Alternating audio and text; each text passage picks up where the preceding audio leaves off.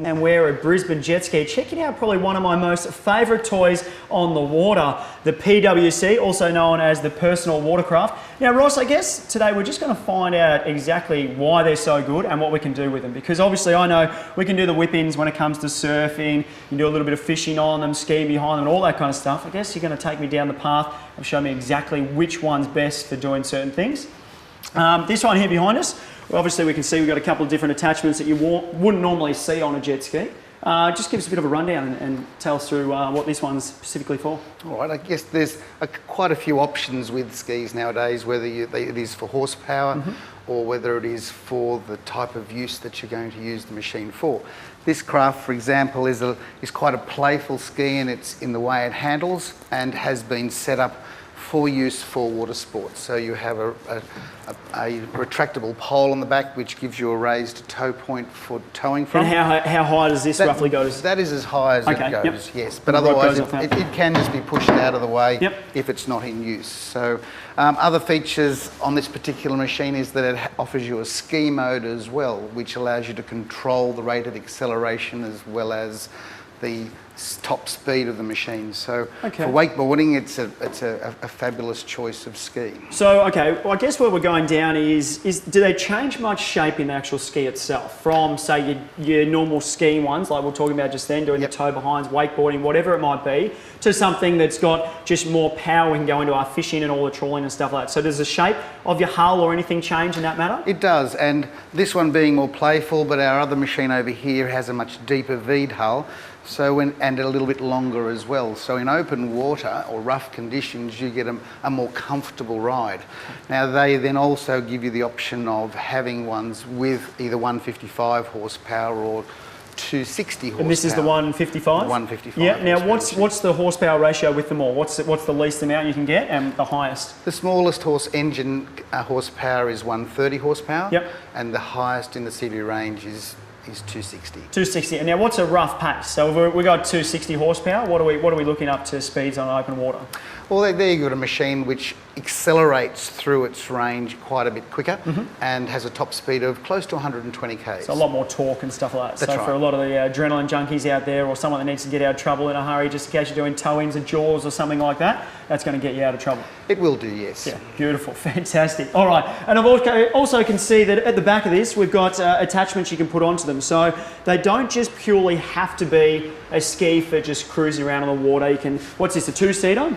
No, this is actually a three-seater. Three-seater, okay, so we've got the three-seaters here. What is three the most we can have on a ski? 4, 5? Yes, it is. No, that's the as large as they make skis at this point in time. So a three-person machine. And that's generally all that we sell are the three-person skis. Okay, so as opposed to just having something where you can just cruise around, take your family with you or something like that, you've got your attachments you can put on the back that changes, I guess, the whole scenario of the ski itself, as opposed to going on just your normal cruising on a weekend to going out doing a bit of serious fishing. That's right, and look, really, like a boat, you can add anything that you have on a boat, whether it be navigation lights, whether it be fish finders, whether it be eskies on the back or brackets that'll hold jerry cans, they can all be fitted. Beautiful. And it'll really give you that more versatile use. And we'll touch back on what you were saying before when it comes to the wider hull and stuff like that. Now, is that better for going in your swell and stuff? So, for example, if you're going out trawling for the day or something a little bit more exciting, you want something that's obviously not going to create as much noise underneath the water. So, I think there was roughly around about a foot underwater these guys sit with their engines and also the exhaust, as opposed to a normal outboard that sits around 3 feet under the water. So, obviously, you get a lot more noise under the water. So, these are perfect for doing your trawling scenario? Well, I guess I'm not quite familiar with how much noise is under the water. Serious trawler. But look, it is it's stable enough to do some trawling off. It's very manoeuvrable as well. So if you found a spot on your fish finder, you can sort of work backwards and forwards on it. Navigate, getting nice and tight. That's right. Yeah. And one of the latest innovations on these skis now is that you have neutral and reverse at your fingertip. Okay. So it gives you very, very good control and manoeuvrability of the machine. And then obviously putting all your attachments onto there as well. So, you know, your rod holders to your eskeys on the back, to your esky holders that have got rod holders with them. And what, is that just purely just a clip that just clips straight on and sits there and won't move? It does, yeah. It simply attaches to that rear toe point and then with a couple of straps at the back. So they are easily fitted. So if you decide on the morning you want to do a little bit of fishing or the kids and family are sitting on the beach and you want to try for some fish, then it can easily be done quickly as well. Can you do skiing, normal skiing behind this jet ski or PWC as we like to say it? Because I see how you've got an attachment here for this one, but this one doesn't have it. But say if I was going to purchase this, can this be an all-round ski where I could do some skiing behind this as well? Yes, you can. Now, all watercraft have a tow point on the rear of them, and that will do the job quite adequately. I suppose raised tow poles make it a little bit easier, but the standard tow point works fine. Okay, fantastic. So you can kind of just buy one as a general and then get all your add-ons after that. You can add any of these extras quite easily at a later date, depending on what you choose to use the machine for. Beautiful. Hey guys, Matthias Stefanik here again from Eves on the River in Tenerife. We're down by the waterfront again today. And today what I'm going to do for you is a really nice cured salmon dish. Again, another, no cooking involved in this one, with a nice celeriac and apple remoulade. So what I've got here is a beautiful fillet of salmon that I get from the Gourmet Pyramid. He gets this flown up from Tasmania. This time yesterday morning, this fish was still swimming. So the first thing we're going to do is take the belly bit off. The belly bit is this bit here. If you ever go out for sushi and all that sort of stuff, that's usually where you'll get your salmon piece from there, because it's really tender, it's really nice. But we don't need it for what we're doing today. So all you want to do is slice it off just like that. Real easy. Trim your salmon up as well, just so it's all square and whatnot. And then we can put that to the side. Now, for your curing process, what you want to do in a bowl, take some brown sugar. So take some brown sugar just into the bowl, probably about 500 grams. And then you want to get some nice sea salt flakes. Give that a mix. So basically what curing is just like preserving. Obviously back in the olden days when they used to go around on ships and all that sort of stuff, they used to have to cure things because there was no refrigeration and whatnot. Now what we're going to add to this is the zest of a lemon. So just with a peeler, peel off some of the outside. You don't want heaps for what we're doing, just a bit. And then just want to slice it up.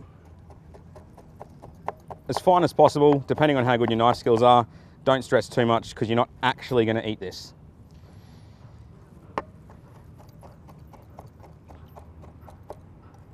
Right. Into the bowl. Then we've got some nice fresh dill. Again, I'm using dill. Like I said last week, it's one of my favorite herbs. So with the dill, cut it up and pop it straight into the bowl as well. So basically all these flavors in here are going to permeate the skin of the salmon and go through the flesh, and they're going to create a really, really nice flavor. So now, this is actually a pretty easy dish. What you want to do now, take some cling film or Glad wrap or saran wrap, depending on what country you're from.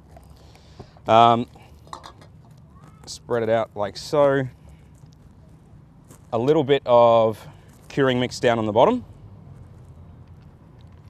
Take your salmon fillet, put it on top. Now pack down your curing mix on top of that.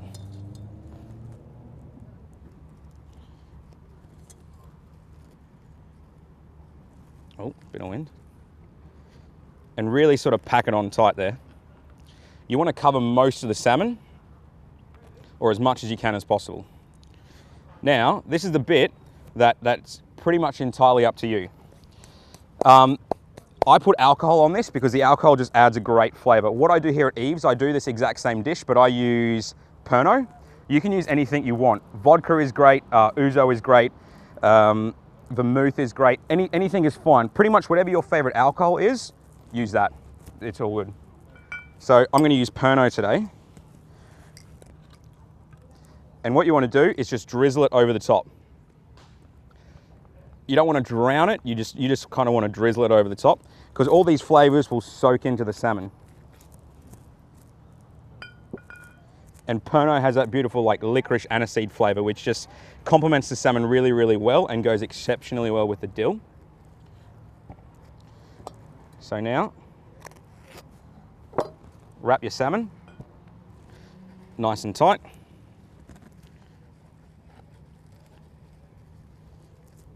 So now that you've got your salmon wrapped, what you want to do is put it in the fridge, and you're going to cure this. This takes about 2 days to cure. So all those flavors really, really soak in there.